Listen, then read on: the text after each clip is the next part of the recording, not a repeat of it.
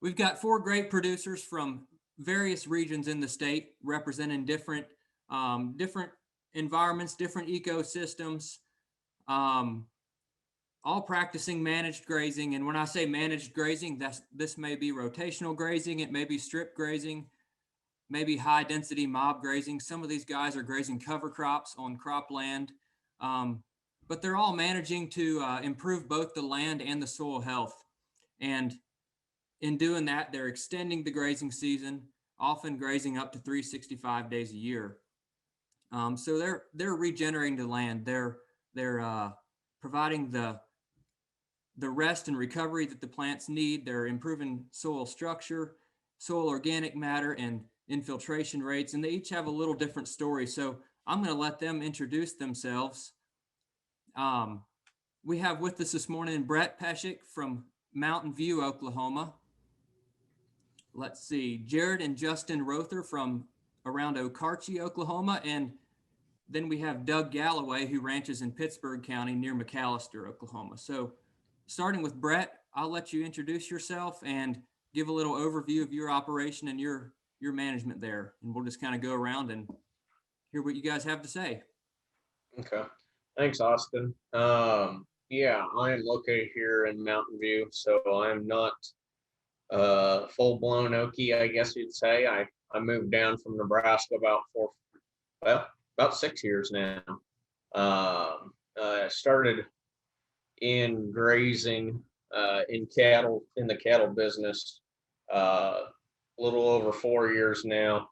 I kind of jumped straight into adaptive grazing or high density grazing right away, starting out, just trying to keep my capital low. I knew I didn't want to spend a lot of money and equipment starting out. And so I graze red Angus cattle. I run sheep, goats, and pastured pigs in my operation as well.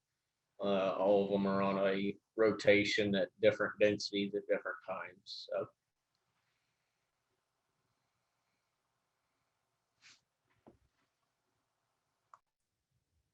Jared and Justin, if you want to go ahead, or if you're not ready, Doug could go too. I gotta first apologize. I'm in the sprayer today, so it might be kind of loud. We're over in Okarche. We do mainly mob grazing on wintered out cover crops with the polywire system on a quarter at a time. We follow that with oats, but we graze that with mama cows before they calve in February. I think Brett's got some pictures that we sent him the other day. Yeah, we'll get to the pictures here in a little bit, Jared. Well, go ahead and move on. Like I said, I'm trying to run a sprayer going back and forth. So, all right. Is your brother here, or are you speaking for him? I'm speaking for him also. Okay, Doug, if you want to go ahead and give us a little introduction on your place. Can you see me or hear me? We can hear you. Yes. Okay. All right. First of all, I want to say thanks for the opportunity to represent Southeast Oklahoma. We've been really blessed to work with our local conservation district, the USDA, and funding from the EQIP and CSP programs to get a lot of our goals accomplished. A little about our background. I'm Doug Galloway. I'm a third generation rancher on 400 acres near McAllister in Southeast Oklahoma. My maternal grandfather bought this place in 1937. Part of those acres were in the Choctaw allotment, so that's a little history there on the Native American side. Our climate is a 42-inch rainfall zone with hot, humid summers and mild winters. Our landscape is about 40% open land on fine textured soils and 60% of the area in mixed hardwood timber with rangeland on coarse stony soils. We've been dominated by warm season grass for a lot of years.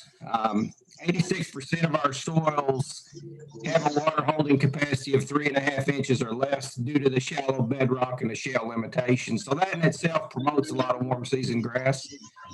Our biggest resource concern is storing soil water. You know, when your soils only hold so much, you fill up pretty fast, and then it can get dry real quick. In the 70s, Bermuda, fescue, ryegrass were introduced into the tame pastures, and those were managed under conventional set stock grazing.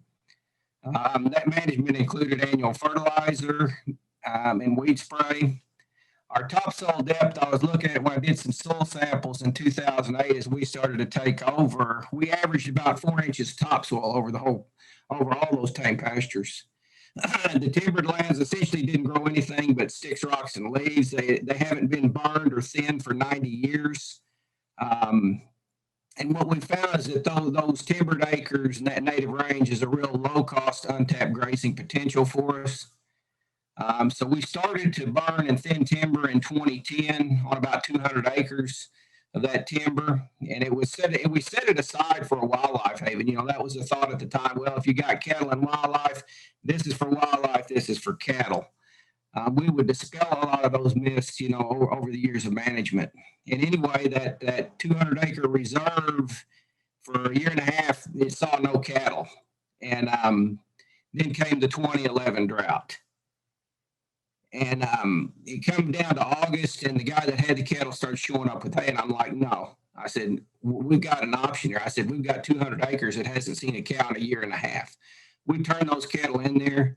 We didn't need to feed any hay to get through that drought until the rains returned in September. So that was a big eye opener of the potential for those. Then, you know, again, the drought that prompted us, you know, to make some changes. We knew we could do better. We knew we needed to do better if we were ever going to run our own cattle. You know, we had to be able to better handle drought. So we started in 2014. We started planned grazing on the lease cattle. For tax purposes, I turned that into custom grazing, you know, so I could write my mileage off.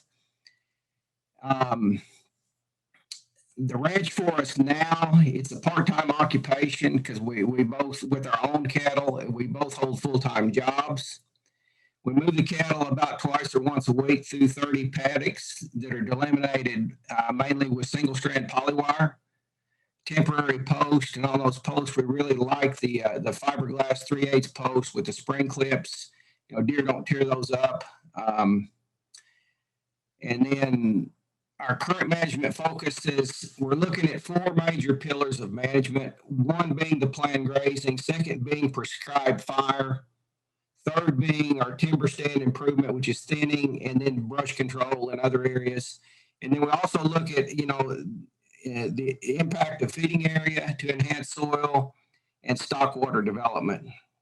We run registered South Pole cattle alongside commercial red Angus, and Murray Grays. We're about 80% fall calving, 20% spring, and I think we're going to start going more and more towards spring and just kind of let those cattle make that shift over time. So that's all I have for right now. Sounds good. Thank you, guys. Have just a few questions here lined out. Starting out, what positive benefits have you guys seen regarding soil health, and not just soil health, but conservation in general, financially, in terms of animal health or forage production? What have you guys seen as you've been doing the managed grazing on your operations? Brett, if you want to start. Hey, Austin. Yes. Austin. Hey guys, when you're not talking, if you'll mute, it will help on the sound effects. So if you don't mind, thank you. Sounds good. Yeah, so positive benefits that I've seen on my operation, as you said, you know, soil health is probably the one that we pay attention to, and that's our primary goal here.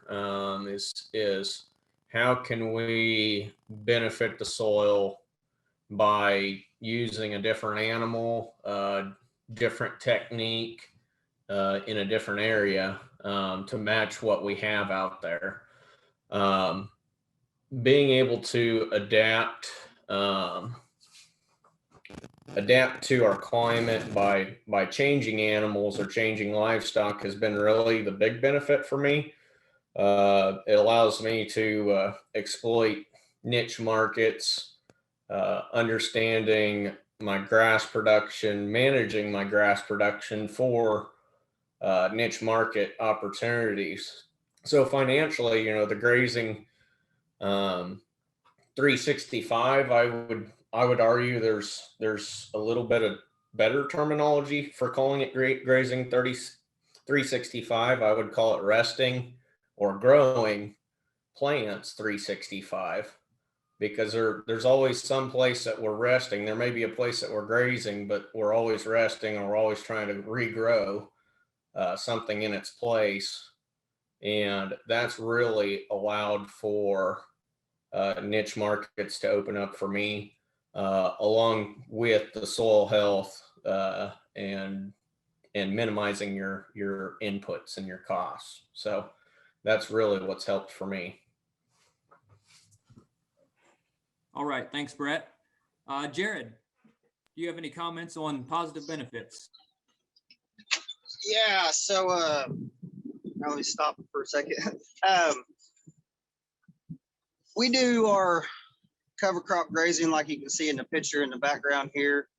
And we've been doing mainly just wheat, and followed by this type of cover crop we're working on our 7th year, maybe 8th, but just by following these practices, we've got probably an inch to an inch and a half blanket over the soil. And what that does for me as a grower, and needing to have the grazing to run stalker calves as well. Normally we used to plant in September, the first 2 weeks of September, plant wheat. Well, this year we're looking to start about the middle of August, and guys will say that's too warm, it's too hot yet. Well, for me, my ground is so much cooler than everybody else's. Is all warmed up from their tillage, and I've got the moisture there. I've got a blanket of cover, and I've got the moisture to start when I want to start, no matter if it's wet or dry. You just take your pick on the day you want to go, and you can just go. So I like what we're doing, and we're not turning back. So that's all I have there. Sounds good. Doug, go ahead. And guys, just remember, we have a 10:30 end time for this, so let's kind of keep our comments, somewhat short, but just keep that in mind. 10:30 is when we kind of need to be wrapped up with this. All right, I'll just make this kind of brief. For simplicity, we just call it plain grazing. Okay, no spins, buzzwords. The real thing that we're managing on our operation is time and space, and that goes along to what Brett talked about on your recovery period. That can vary from 19 days all the way up to 365. I don't get too worked up about it. Just try to do what we think we need to do. And the time and space management, where we're trying to meet goals for the grassland, the environment, the cattle, our profitability, and our social needs. We're people. We have grandkids. We want to take vacation. We got to be able to do that. We use a detailed grazing chart in Excel to track all kinds of data. I don't have time to get into that today. I can do a whole talk and have done whole talks on that in the past. Some bullet points here on benefits of 365-day grazing. Number 1, increase soil water storage in our topsoil depth. 2, reduce or have no runoff after 2 to 4 inch rains during the growing season. We've seen a nice increase in our coverage and persistence of 31 fescue and ladino clover. That's where we get our quality, and that, especially this time of year where we're getting some good grazing, after the big vortex freeze, I didn't know how things were going to turn out. And then I'm out there looking, and it's turned up 60 degrees, and the clover's popped up to 3 to 4 inches, and the cows are just going bonkers chasing clover, and that's fine. You know, that's part of coming out of that. We see extended good grazing conditions deeper into early winter and starting again, like I just mentioned here in late winter. We've been able to reduce our fed feed needs, and we have little need for any health treatments beyond routine vaccinations. Our gains are best from, mid-April to mid-July. Summer graze adequate for cows, calves. You're going to need a little bit of supplement on the Bermuda grass. Fall graze status, that kind of depends on when those September rains arrive. Sometimes they don't get here till October. Midwinter is our main nutrient deficit, and a lot of brown standing grass, but that can vary in quality. You know, if we get that mild, wet winter, that decay process is going to kick in, and you're grazing cardboard, and your cattle start falling off. So there's always something to graze with 365-day grazing, but in a winter, that may not be the best option. And so at that time, we like to have a little hay and supplement. Again, 31 fescue. It's a huge advantage for us in winter. We're kind of in a marginal fescue zone, so we're limited, in where that fescue will grow. So that's all I have really on that I wanted to mention, Austin. All right, thank you. Okay, so each of these guys have shared some pictures with me, and I'm gonna share my screen now and pull these pictures up. And then I'm going to kind of let each one of them talk about their own pictures. So I think, Jared, you have a couple slides first. Can you guys see that okay? Yep, looks good, Austin. Okay. If you can see that on your phone, just tell me when to click to the next one. And if you want to make any comments on these pictures, comment away. So that is our homemade basket and poly wire holder.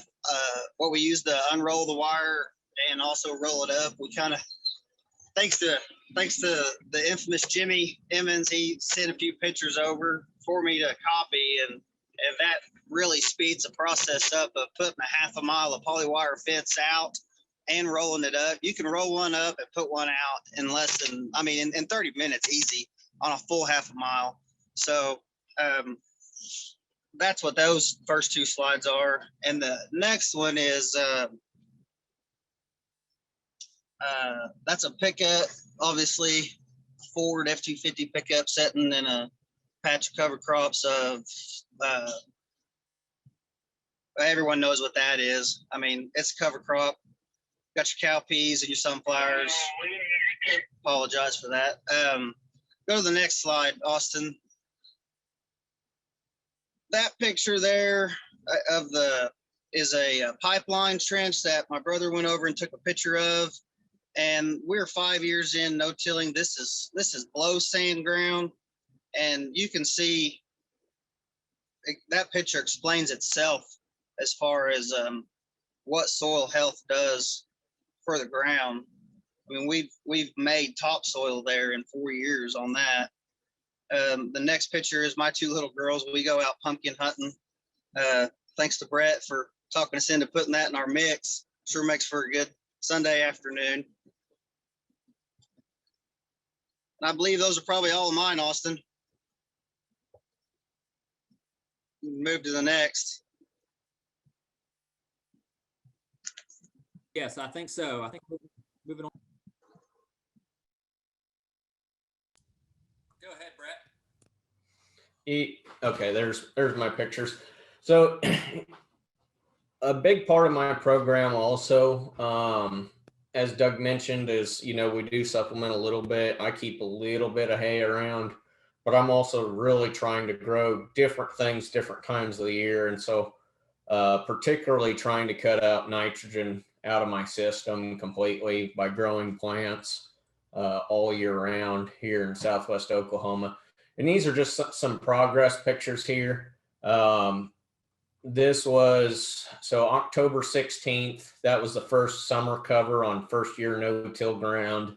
I went in and planted spring peas, winter oats, several different cereals, vetch, and in mid-September, obviously we had one of the hardest Septembers here in Southwest Oklahoma.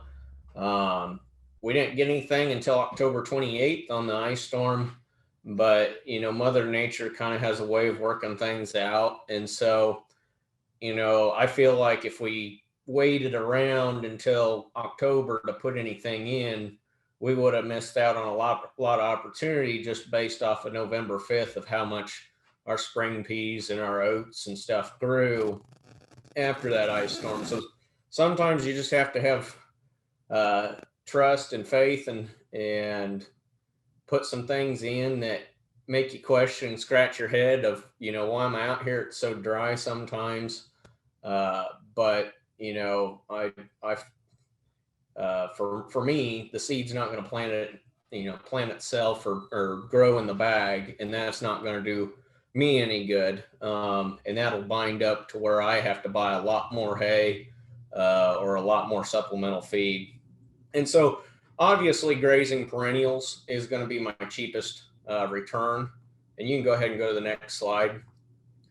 Grazing perennials is the cheapest return. Grazing annuals does add more cost, but I'm trying to replace that cost entirely, or reduce that hay cost, that wintering cost through annuals. And what I found is for a tool for me has been really well with the Bermuda grass, taking a system that's high inputs, monoculture. It has a lot of carbon in the system, a lot of dead carbon, I would say, and there's just not enough organic nitrogen. And so we've been putting in heavy legumes. This is kind of a progress picture, as you can see. Starting in March seeded in 2018. That first picture's May. Was taken in May as spring peas, sunflowers, fairly diverse mix. But the large seeds really did the best, and really thick Bermuda grass. I actually didn't graze those, and they volunteered. And so the next picture is October 1st. You can see the volunteer peas coming in Bermuda. I overseeded that with some vetches, clovers, alfalfa, etc., just to get more diversity out there. And you can see the volunteers by November 7th. And that was a shock for me. That's opened up a whole new opportunity of planting and getting stockpiled protein and dry matter ahead going into the winter. Doing that. And that's just been kind of an eye opener. And then you can see in the end of May. And so the middle picture you'll see in December 2019. So essentially in a year and a half, we've seen that topsoil change drastically. This was just heavy red clay, little to no water infiltration. It was a very high input farm. Basically, it was weed free at one point before I took over. And that's the one thing is you do have to just go with the weeds and learn how to graze weeds. And weeds are not your enemy. Input costs are more of your enemy. And so that's one thing that if I can replace 2 input costs for 1 and get more diversity in grazing out there, that's what I tend to do. But so far, we've been having very good luck with changing the soil health, with implementing diversity and encouraging diversity through grazing and planting things. So that's been a big tool for my farm.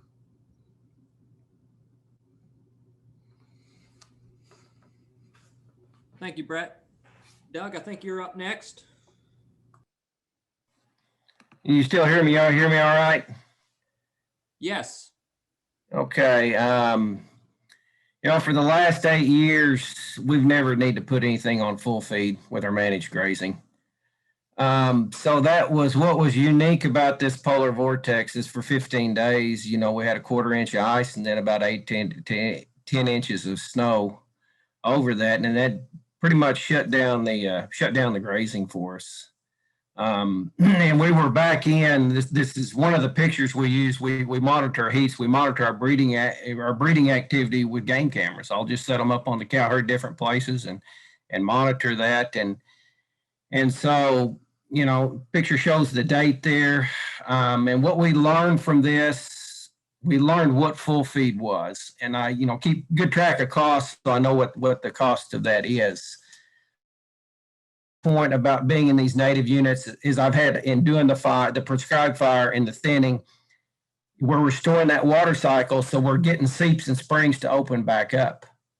I didn't have to bust ice for the cows anytime. There was a spring that stayed open there about 100 yards long, so all I did was make sure when I unrolled some hay, I did that near that spring so those cattle could go right to water. And they'd line up, you could look at the tracks, they lined up just like a feed bunk, and you get water every day. So we didn't lose anything like a lot of people did, you know, walking out on ice and falling through. I did have one baby calf bail off in the pond before the snow hit. I don't know what was in its mind that day, but you know, it was fine the next, and it's still fine today. So, you know, cattle are going to do stupid things, and hopefully our management and our awareness of our environment allows us to identify things like water sources to keep cattle out of harm's way. So anyway, to the point here, in most of these grazing talks, everybody's asking about cost. You know, what's it going to cost me? Well, it's going to cost you what you spend. You're going to make what you can, based on what you can save and the increased market value of your livestock, you know, through various niche markets. And so for us, you know, those 15 days would have been full feed. That's 34 pounds of hay and 7 pounds of supplement a day. If I had to do that for 60 days, that comes out to a cost of $137 a cow. Now, our normal winter feed day, and that would be, you know, the week prior to the storm, and what we're doing right now, you know, that's 18 pounds of hay and 2.6 pounds of supplement.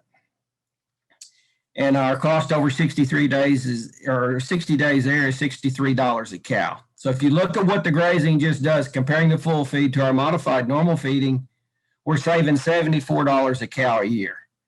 So, you know, all that goes down to make us our operating expenses less per unit, less per pound of gain. So our profit margin is higher.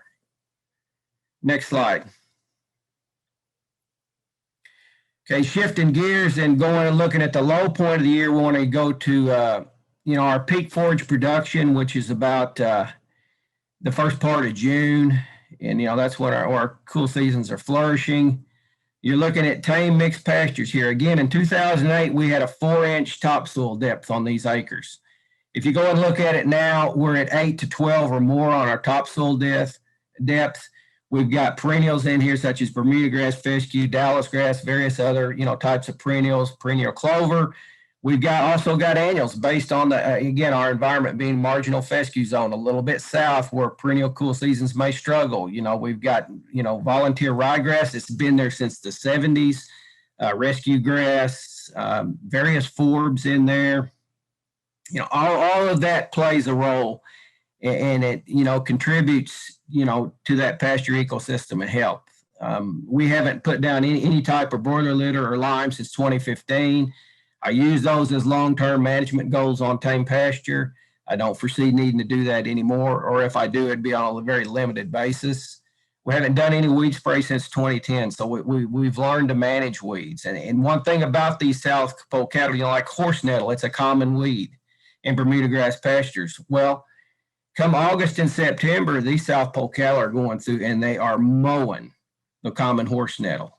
You know, the vine, the thorny stem, the leaves, the fruit, just all of that. You know, you can see it in their manure, and they're using that to supplement that Bermuda grass, which is a low quality forage. So by not focusing on weeds, we can get a more balanced diet, you know, for our cattle at a stressful time of year. And in the picture here is 2 of our South Pole heifers.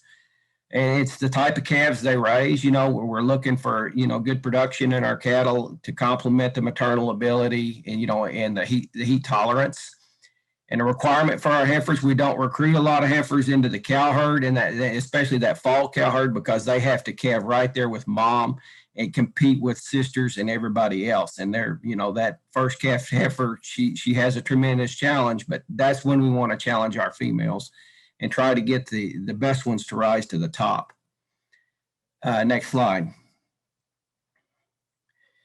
Okay, about the same, time frame of year, maybe, June, we're usually winding down on our thinning and stuff. And so what this picture shows, it's about 70 days of post-fire recovery. You can see the down trees, tops in the background where we went in, we felled trees with chainsaw and we treat the stumps. That's a lot of hands-on work, but it's low cost. The fire force has been low cost. And then what we did is sometime in midsummer, we're going to bring the cow herd in here. And in fact, on this 95 acres, we spent about 3 weeks from July 17th to August 7th. And by putting having the cows here on the rangeland, we've got the weaned calves in the tame pasture side. We're rotating them through. We can easily accomplish 60-day preconditioning goals for like your VAC 45 or VAC 60 programs. We can do that without stressing our forage completely out and blowing pastures out.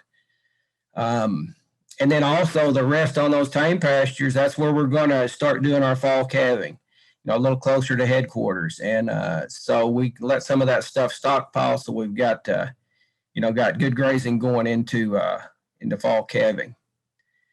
And as I mentioned earlier, these native units, they're our drought reserve. That goes back to what we learned in 11. And they're reserves both in space and time. We can defer something here, or we can spend time here, or just do what we need to do to make the grazing plan and the forage stretch as long as we can. And as far as production from the fire and the thinning, there's just way more production here now, than there was in 2011. In fact, on this particular field, I've estimated the production. It's just about 6 acre old field in there, 4 times the production. Once we got the fire in there, could control some invasive winter annuals and problematic weeds, then we start getting the big blue stems and the mid grasses and, a better graze. Next slide. Okay, now we're going to transition from summer to fall. And what we did this year on our fall grazing, we said, okay, we're going to take these 13 pastures. We're going to make two passes with the fall during our fall calving with the cow herd here. And like looking in this particular area, the brown is adequate. The brown stockpile. We're a little limited on fescue in these acres. We need to address that because, the manure starts stacking up. So we need a little bit of supplement at that time. And we kind of want to reduce that input and push all of our winter feeding deeper into winter is what we can. So that's just something you learn, you learn your place as you're going through and you're doing this managed grazing. You learn each piece of ground and what it needs and what its strengths are and when it's balanced and when it's not. And, a little trick that we do, like in this area, there's not any trees, not sufficient cover, for a calf being born in a early winter storm or something like that. So what we've done, we've trained these cows to go under the wire. So we'll just take a PVC pipe and we'll prop that wire up and get the cows to go through. So anywhere we want a gate, we can put a gate. We don't, if we have wet conditions, we don't have to go to an existing gate and create a mud hole. And so what I did here, this was around Thanksgiving. We were going to see the grandkids in Pampa, Texas, and there's heifers and cows out here calving. And, this is their calving barn and they have to do this on our own. We're going to go visit our grandkids. And I knew that heifer was springing. And so I went and I knew the storm was coming. So I propped up the fences on that timber, and we got back on the 29th and it was real late, and I needed to go check the cows. I need to supplement. And, it was just so dark when I got done. I could, look in the twilight and I could see some stuff on her tail. So I knew she calved and she was close to that timber. So I knew where that calf was, but there was no finding it. And so the next morning I came in there and there she is, she's brought the baby out of the timber. He's in good health. She's in good health. And so, what you'll learn little tricks from people that you can do, like raising the hot wire to create gates wherever you want them, or to create access to a back graze, to a forward graze in wet conditions, or to sheltered cover such as timber. Next slide, please. Okay, same day. just a different area. This is looking at what our winter stockpile looked like. And we were we started grazing our winter stockpile on the 24th of December. So I don't know what other people were doing. I know a lot of people were feeding at that time, and we were on very limited feed, just as we kind of needed. If an area was deficient, either in brown or green, that's what we kind of do that time of year. But what you're looking at in the picture, the cows didn't eat anything. I know Austin and Blaine came down, and we kind of looked at this, and talked about it quite a bit. And the kind of the background on this, when we came out of the native unit in August, we ended up here about the 29th of August to the 1st of September. Then I pulled the brush hog. As soon as I kicked the cows out, pulled the brush hogs out and clipped off some weeds and some decadent forage, and a high clip, nothing short, 8 inches. Then I drilled the winter annual perennial mix on the 5th of September. And it got really nice. It was nice pasture, so I was able, and we had good rain, good growing conditions. So I flash grazed the replacement heifers through that a couple times, take advantage of that quality forage. And then the rut, that time of year we start getting the first part of December, the deer rut's over, everybody's hungry. So in these 25, 30 acres, I'm counting up to 65 or more deer. And so you're watching things like turnips and radish, they're being pulled out of the ground, they're being eaten. So by the time the cow herd got there, late December, that's gone. And you kind of worry about, if you're going to have enough quality forage. And the good thing about the fescue is the deer generally don't hit that. And so you can kind of depend on fescue, where annuals may create some problems. And that's just something that we're going to have to address. We're going to have to go back to doing some doe management, doe herd reductions. And that's part of it, So that's about all I have. All right, thank you guys very much. I think pictures are a great way to kind of show what you have going on, and good examples there. We're getting a little short on time, so I'm kind of going to end this with one last question for all of you guys to go around and give a quick response to. In terms of people starting out, starting to do rotational grazing, managed grazing, what are some things that you wish you would have known starting out? Or maybe you could say, what are some challenges that you faced, that you would want people to know, and kind of how to overcome that? And so we have about 4 minutes left, so let's be quick. If we go a tiny bit over, that's okay, but let's go around, and if you have something, throw it out there, and then we'll wrap up. Brett, go ahead if you want. Probably, well, and Austin, you know me a little bit more than everybody else here, but I've changed my operation. I don't know how many different times in 4 years. I think the first thing, starting out was identifying markets and looking at markets before I even started in the grazing, system. I started out in a cow-calf operation. And I'm not saying that was a mistake, but being only a cow-calf operation was not paying my bills. And so I needed to start finding other markets very, very quickly to make that progress. So whether I was retaining my own calves longer, picking up stockers, custom grazing, the sheep and goats, pigs. And so I wish I would have identified those markets a little better rather than jumping in a cow-calf market and saying I'm going to be a cowboy and thinking I was going to make it big time doing that. And so I've had a humbling experience of doing that, and am grateful for those learning curves. But I think anybody out there is looking to add livestock, never say never on any type of animal. Look at all types of markets, because that's why we're here today. We're trying to make a living. Soil Health and Grazing 365 isn't going to work for us if we can't make a living doing it first. So finding ways that we can make a living first and using that in our soil health system together has been the big push for me. So yeah.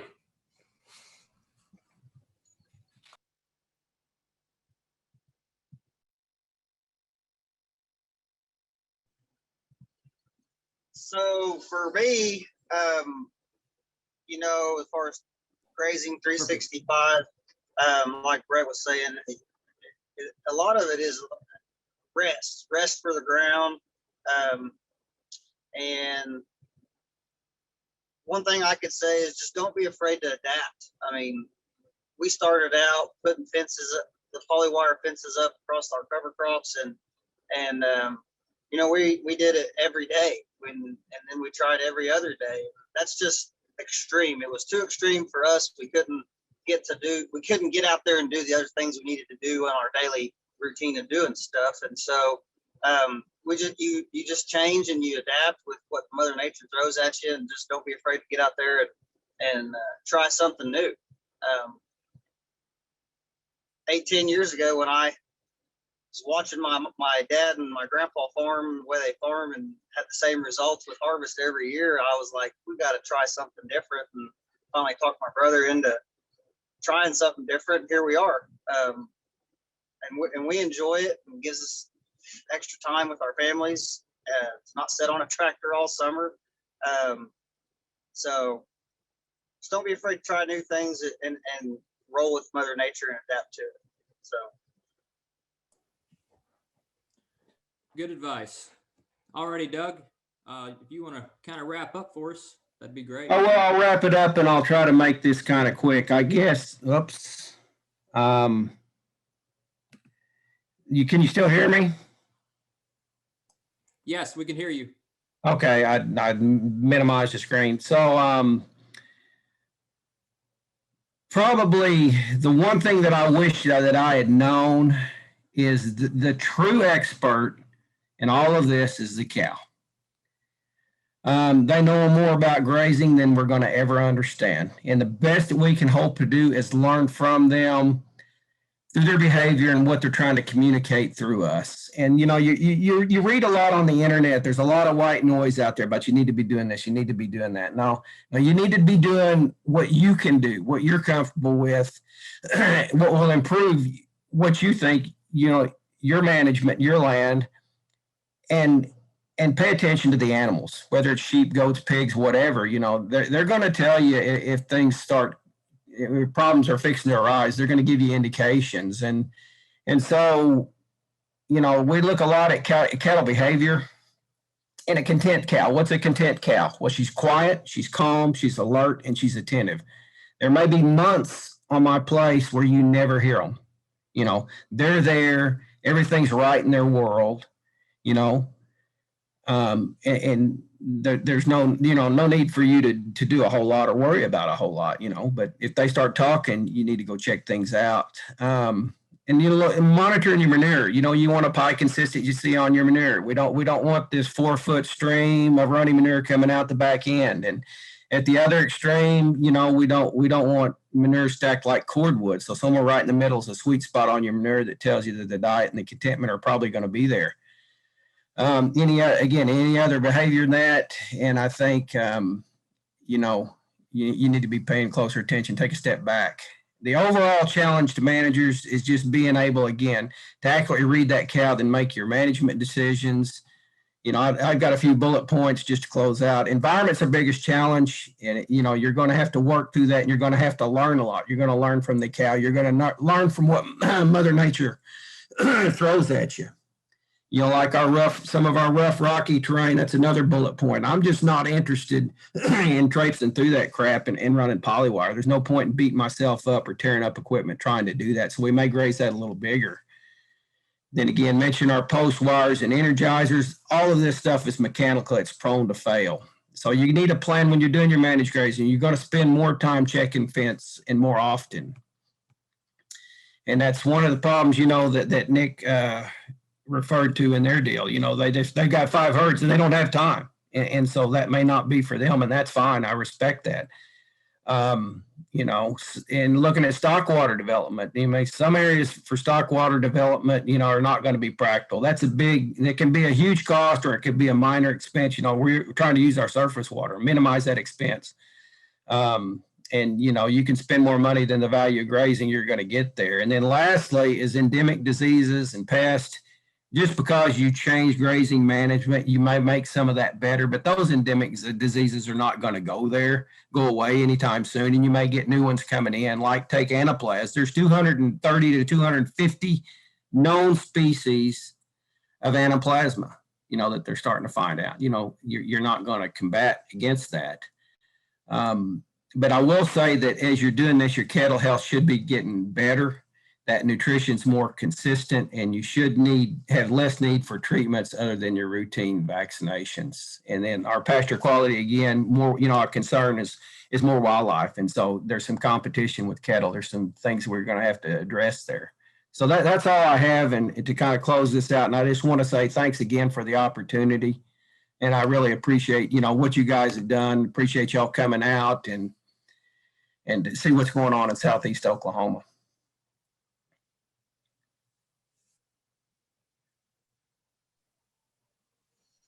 Well, I just want to say thanks to everybody on the panel. Great information here. We got just a few minutes before our next presenter here for some questions. We've got Nick Jorgensen back up with us here. And I'm going to start with Nick. Nick, do you think that the event system has a place for the smaller producer as well as the large operations? So I think there's a place. Jimmy, I think what's probably going to become an important factor there is, you know, allocating the fixed cost of that base station out. You know, if you're running 30 cows, you know, that might be a tough argument to make. Now, if you can get hooked up to AC power and spend 1/4 it costs, you know, as compared to a solar panel, you know, that might make sense. So that I would, from a management perspective, I think without a doubt, you know, there's an application. You know, assuming you want to spend less time out there dealing with them, it probably comes down to cost. So do you think that neighbors could work together in small operations to share some of that cost on a base station and make it more efficient? So, you know, what it comes down to, Jimmy, is just the range of those things. You know, they say they work 5 kilometers, which what's that? Basically, 3 miles? You just round it down to 3 miles or something like that. I've seen them work out to 7 miles on occasion. It'll pick up a caller. So I guess it, you know, like where we're at, wouldn't do a whole heck of a lot of good, just because we're spread out enough out here that you know, you could maybe share a station or two, but really to cover your property, you need your own. You know, if you're in a more densely populated part of the world where acreages are smaller and stuff like that, there's probably a case. Yeah, that's what I was targeting. You know, if you had several smaller producers, that possibility may be there and it may not be, but I was just trying to get your feedback on that. I think it would be, without a doubt it would be. So Brett, you answered a couple of them in the chat as we was going, but I want to ask this just in case not everyone looked in the chat. Do you have any feral hog that's intrusive to your swine operation? I mean, you know me, I have feral hogs out the wazoo up here. So could you answer that for us? Yeah. I haven't had any issues yet, is what I said. Doesn't mean that I won't as I continue to grow that operation. But I will say that the single hot wire around my border perimeters have eliminated a lot, the 6-inch hot wire, and that actually serves as sheep, goat, and pig hot wire and around my border, and that has eliminated a lot of the pig pressure. And just having some guard dogs around too, because I have the sheep and goats, they bark about anything that moves. So I think that's reduced a lot of their pressure as well. So I guess I'm pushing them to the neighbors. Sorry, Russ Jackson, if you're listening. All right, thanks, Brett. Nick, I have another one here. What is the EMF rating for those collars, and is low EMF a concern for those virtual fence developers from Kit? I haven't the slightest clue. I deduced what EMF stands for, but I have no clue what the ratings are on those collars. Okay.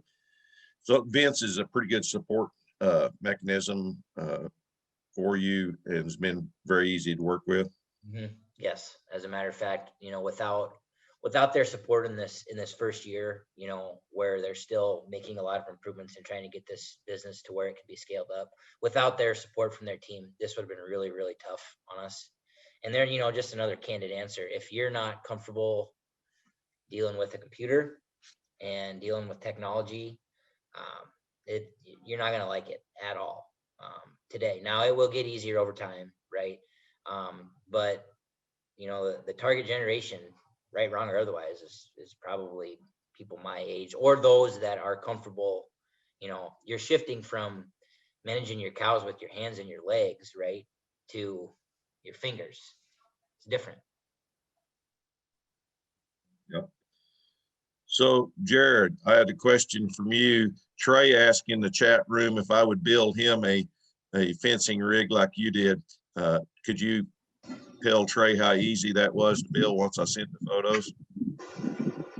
Yeah, Trey. So Jimmy just sent we sent a video of it working and how it works and what to do as far as making your trail down through the patch.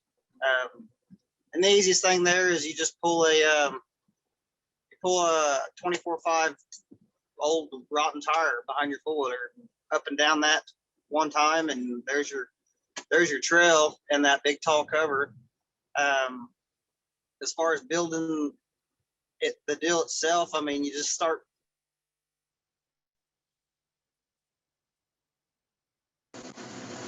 You start cutting tubing, making it line up, and try and build something that looked like what Jimmy had, and then adapting that to fit on my four-wheeler. It really wasn't hard. It was a half a day's project for that part, but then of course the racks, that was a different story. They were just another day's project. So all days can't be shop days, but some are.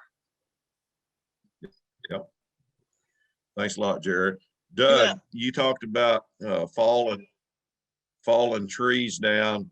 Did the cows utilize that forage once you fell them trees down? I suppose some of them was hardwoods. Yeah, sometimes they will. Yeah, you ain't push them hard enough in winter and make them eat about anything. I can make them eat brown leaves on those trees in winter. And if you think about it, it's probably good, a decent forage. I mean, better than a fallen leaf. A fallen leaf doesn't have any nutrients, but the tree you cut there in the spring is going to have the nutrients still locked up in the leaf. And our cattle do use a lot of brush, so we will do some hinge cutting, what they call a living hinge, where we take, like for wing down, for example, cattle just love that. At certain times of year, they can't get enough of it. And so I'll take a few of those. I don't like to do a lot of this because I think it can degrade a timber stand and cut back your diversity, but we'll lay down a few of those, just kind of half cut through them and push them over where they stay living, and the cattle will come through there and hit the tops. You during your bud, you can get oak bud poisoning. So I wouldn't want to do this where cattle have access in the spring of the year when, forage is generally limiting. They're chasing anything green, and you put those fresh green oak buds in there. So we don't really have a problem with it, but yeah, it is utilized as forage, and we can make that work. And then acorns can be another concern. And so, the thing with acorns, if they've been out there 3 months on the ground, the cow eats them, they're just fine. They're not going to cause a problem. But those green acorns can really cause a problem. It's the hull and the hull or the husk of that acorn. The cattle can't digest that or chew it up very well, and it'll just cut the room into shreds. So if you've got green acorns, you want to be very careful about access to timber. And it's usually not the whole herd. There may be just one or two animals that get an acorn fetish and just go load up on them, and you've got problems. But, regardless of what the managed grazing is or the grazing status, we've always, kind of known that in this country. and you just kind of like to learn to deal with it. But with managed grazing, you can exclude those timber blocks when you need to. So we're going to lightning round. We got 2 to 3 minutes left. For the new producers out there that think they can't do this, in 5 words or less, each one of you, I'm going to start with Brett, words of quick advice, how to get started. Quick advice is find producers doing like things around you. Obviously, this is a great resource. The internet's a great resource. But finding either a mentor or somebody that is willing to go out on a limb with you and try new things. You know, learning in a group is much faster than learning everything yourself. Jared.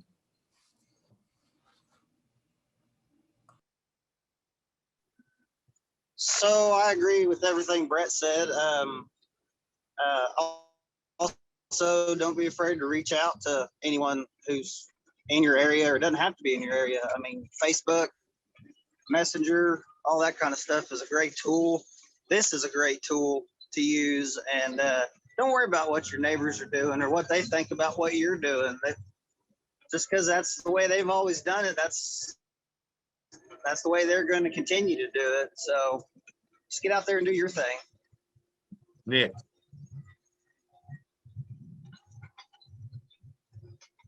5 words. 5 Yeah. words.